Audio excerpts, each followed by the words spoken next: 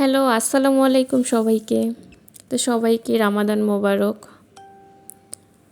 তো এই তো সকাল সকাল উঠে কাজে লেগে গেছি, যেহেতু রমজান মাস উঠতে একটু দেরি হয়। তারপরে বাবু আছে, বেশিক্ষণ ঘুমাইতে পারি না, ওর জন্য সকাল সকালই উঠতে হয়। উঠেই চলে গেছি কিচেনে। আমাদের মেয়েদের তো প্রথম কাজ কিচেনেই, কিচেন গোছানো। রাতে সেভাবে আর গোছানো হয় না। তো এই তো কিচেন গোছাচ্ছি।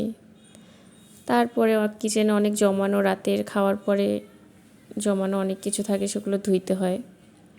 প্রতিনিয়তই এটা করতে হয়। আসলে আমাদের সারাদিন কিভাবে কেটে যায় আমরা নিজেও বলতে পারি না।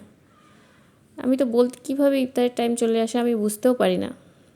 বাবুকে দেখতে, এদিক কাজ করতে চলে আসে, রান্না করতে, ইফতার তৈরি করতে। তো এইদিক কাজ শেষ করে আবার বাবুকে খাওয়াইতে হয়। তো এই তো দেখতেছি বাবু উঠে গেছে, সকাল 8টা বেজে গেছে। বাইরে অনেকটা রোদ, অনেক রোদ। আর আমার জানালা দিয়ে কলেজ দেখা যাচ্ছে। এই তো সে উঠে খেলতেছে বিছানার উপর। তার সকালে উঠে অবশ্য কোনো বাহানা নাই, সে দিব্যি খেলে। কারণ আমরা সেহরি খাওয়ার পরে তাকেও একটু খাওয়াই দিই, তারপরে সে রিল্যাক্সে অনেকটা ঘুমায়। তো আমি তো ঘর গুছাচ্ছি, সে আমার সাথে দুষ্টুমি করতেছে। আসলে আমার ঘর গুছায় তেমন একটা লাভ হয় না। গুছায় আমি 1 মিনিট পরেই দেখি সব আবার অগোছালো হয়ে গেছে।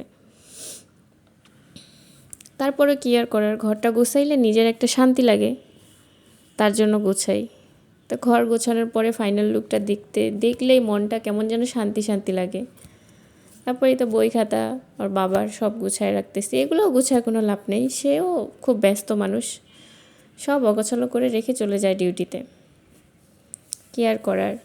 সবথেকে কষ্টের ব্যাপার হচ্ছে এই পর্যন্ত রমজানে আমরা শুধুমাত্র 2 দিন একসাথে ইফতার করতে পারছি। কারণ তার ম্যাক্সিমাম টাইমই মাগরিবের সময়ও তার ডিউটিতে থাকে, বাইরে ইফতার করে। তারপর চলে আসছি রান্না করতে। তো আজকে রান্না করব মুরগির মাংস। এটা আমাদেরও হয়ে যাবে সন্ধ্যায়, বাবু খাবে, তাই তাড়াতাড়ি রান্না বসাইছি। মুরগির মাংস আমার বাবুর অনেক পছন্দের, সে মাছ মুরগি দুইটাই তার বেশ পছন্দের। এই জন্যই তাড়াতাড়ি রান্না বসাইছি, কারণ যেহেতু ছোটো মানুষ, তার ক্ষুধা লাগে। সকাল থেকে ভারী তেমন কোনো খাবার দেওয়া হয় না তাকে।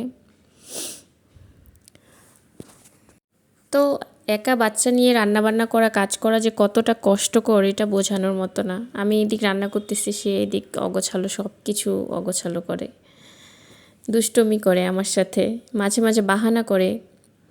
তারপরে তো তার জন্য খাবার নিয়ে এসেছি। গরম,